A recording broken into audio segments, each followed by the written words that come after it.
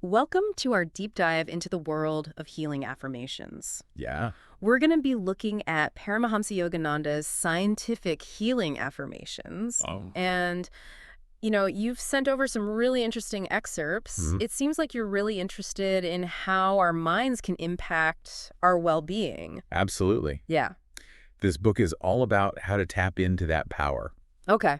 Yogananda was really ahead of his time. Yeah. She was blending that ancient wisdom with what we're now discovering Right. about the mind-body connection. Yeah, it's fascinating stuff. It's a Yeah. bit mind-bending, too. I Yeah. mean, can just saying something out loud actually make a difference in our health? Well, that's where Yogananda's idea of Yeah. the spiritual power of man's word comes in. Okay. He doesn't believe it's about magic words or No. wishful thinking. Yeah. It's about aligning our thoughts, words, and beliefs with a deeper spiritual force within. Okay, I'm intrigued. Yeah. But I have to admit, the skeptic in me is wondering how that actually works. Well, imagine this. Okay. You're feeling stressed, Yeah. and you start consciously repeating an affirmation. Uh-huh. I am calm. I am peaceful. Right. And as you say, it really feels those words, believe them and let them sink in.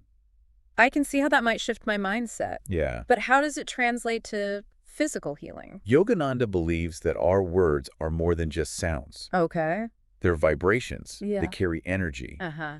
And this energy, fueled by our thoughts and beliefs, Okay. can have a real impact on our bodies. So it's like our words are sending signals to ourselves. That's a great way to put it. Yeah. He uses a powerful analogy. Okay. Words charged with sincerity, conviction, and faith Okay. are like highly explosive vibration bombs Whoa. that can break down the walls of negativity and disease. Those are some strong words. Yes, It makes you realize how much power our words truly hold. exactly. Yeah. Yogananda stresses that we're not just physical beings. Right. We're beings of energy and vibration. Okay. And when we tap into that power, Uh-huh. we can create incredible change. So where does this healing energy actually come from? Hmm. Is it all in our minds? Or is there something more to it? That's where Yogananda introduces this concept of life energy. Okay. He describes it as this vital force that flows through all living things. Right. Think of it as the energy that animates us, Okay. the spark that keeps us going. Okay, I'm starting to see the connection. Yeah. But if this life energy is so powerful, why aren't we all walking around perfectly healthy and glowing? That's a great question. Yeah. Yogananda says it's because we often create roadblocks Oh. that prevent this energy from flowing freely. Okay. He identifies 3 major obstacles: Okay. lack of belief, Yeah. unwillingness to put in the effort, Uh-huh. and a sense of unworthiness. So our own thoughts and beliefs can actually get in the way of healing. Exactly. I guess that makes sense. We've all experienced. Yeah. Those moments of doubt and self-sabotage. Exactly. Yogananda is very clear Yeah. that we have a responsibility to cultivate positive thoughts and beliefs that support our well-being. Uh-huh. He says that dwelling on illness Right. only reinforces it, both Yeah. physically and mentally. It's like that saying, what you focus on expands. Yes, So if we focus on illness, we're actually giving it more power. precisely. Yeah. Yogananda believes that chronic conditions often have deep roots in the subconscious mind, and those deeply ingrained patterns Right. need to be replaced with positive affirmations. So it's like we're reprogramming our inner world, Yeah, replacing old negative tapes with new empowering ones. exactly. But can affirmations really address serious health issues? Yogananda takes a balanced approach. Okay. He acknowledges the role of medicine and external treatments, but he sees them as tools Okay. that work in conjunction with Right. our inner healing power. So it's not about ditching conventional medicine altogether. Right. It's about working with both our inner and outer resources. Exactly. Yeah. Think of it like this. Okay. You have a paralyzed arm. Okay. While medical treatment might address the physical aspect, using affirmations and visualizations Yeah. can stimulate the will and imagination, Right. encouraging that life energy to Yeah. surge through the affected nerves. It's like we're activating the body's natural healing mechanisms, working from the inside out. That's incredibly empowering.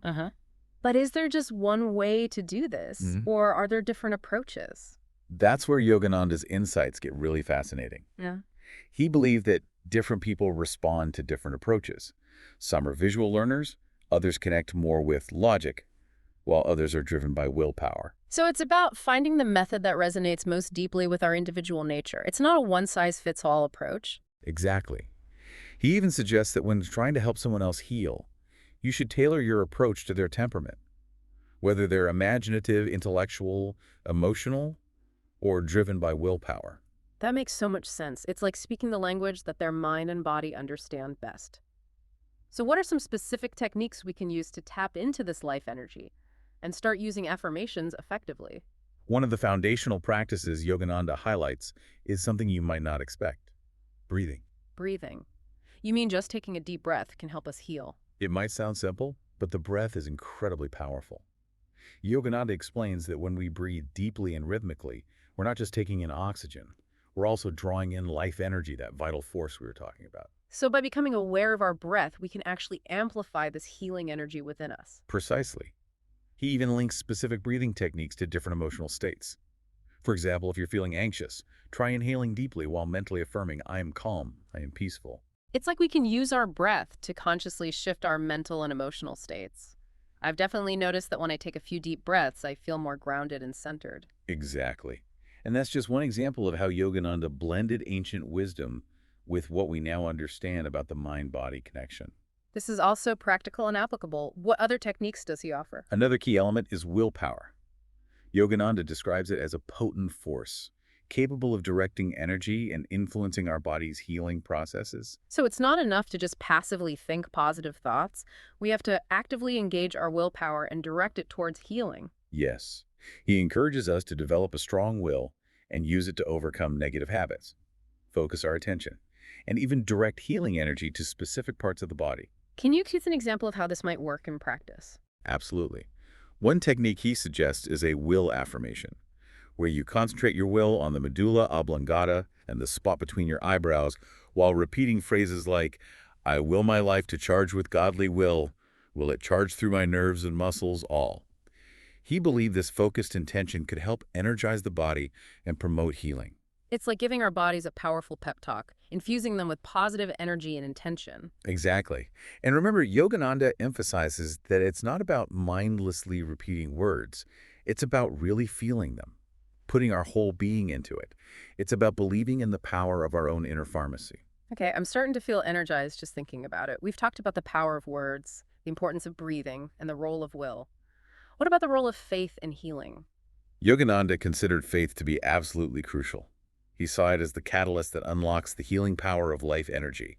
He even said faith, not time, will determine when the cure will be effective. So it's not about waiting a certain amount of time for healing to occur. It's about cultivating a deep and unwavering belief in the possibility of healing. Precisely, doubt and disbelief, he explains, can actually block the flow of life energy and hinder the healing process. It's almost as if our doubts create a sort of resistance that prevents the healing energy from reaching where it needs to go. That's a great way to put it. When we have faith, we create openness and receptivity that allows that healing energy to flow freely. So how do we cultivate that kind of faith, especially when we're facing challenges?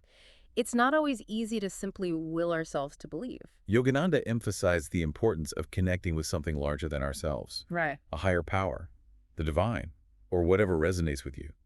He suggested that through prayer, meditation, and contemplation, we can tap into a wellspring of faith that transcends our limited human understanding. So it's about surrendering our ego-driven doubts and fears to something greater. Exactly. He encourages us to trust that even when things are tough, a greater force is working for our good. This is making me think about all those times I felt overwhelmed by challenges and then somehow found a way through. Maybe that was faith at work.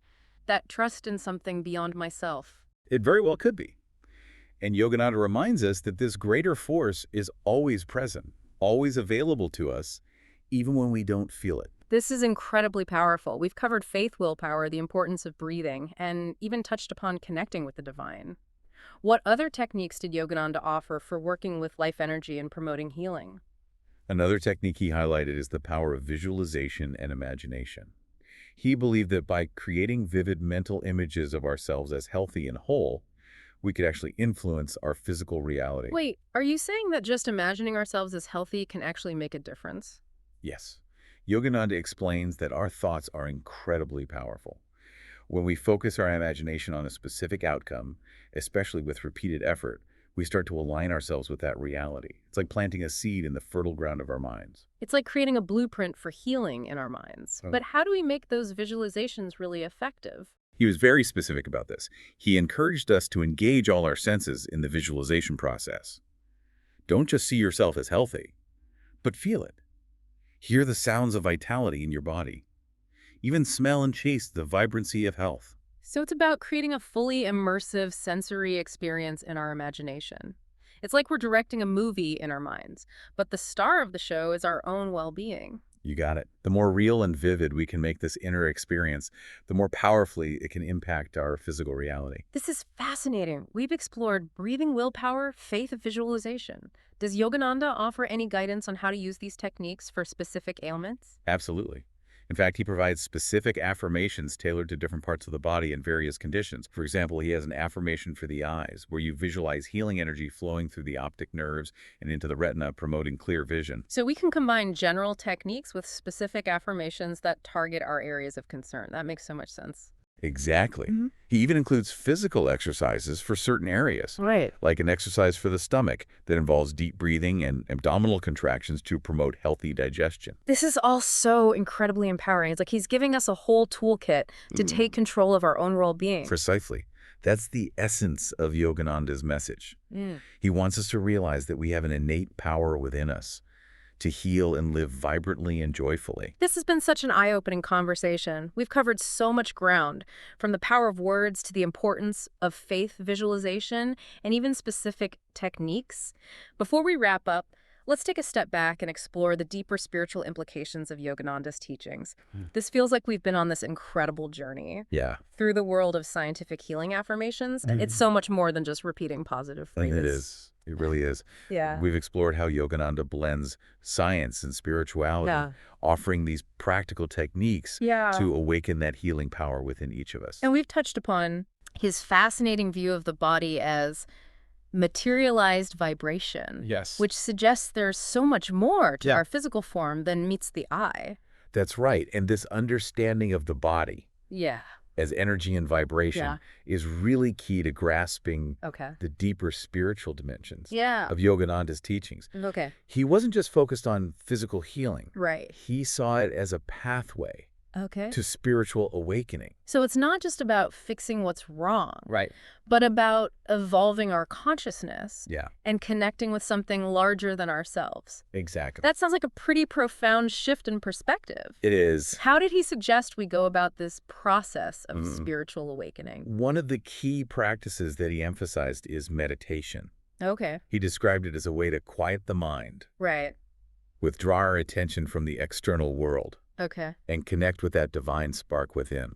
So it's about turning our attention inward, Yes. away from all the distractions of daily life. Right. You And know? focusing on something deeper. Precisely. Right. Yogananda explains that through regular meditation, Okay.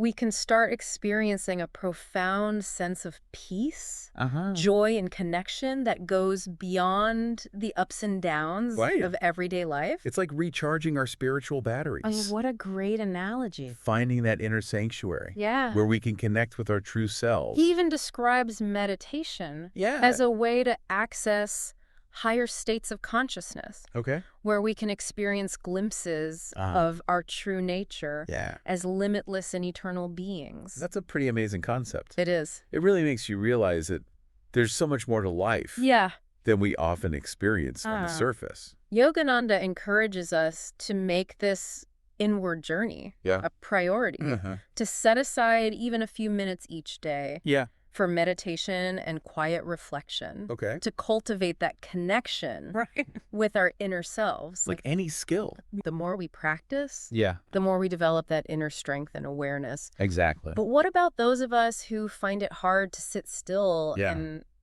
quiet our minds? I know I can get pretty restless.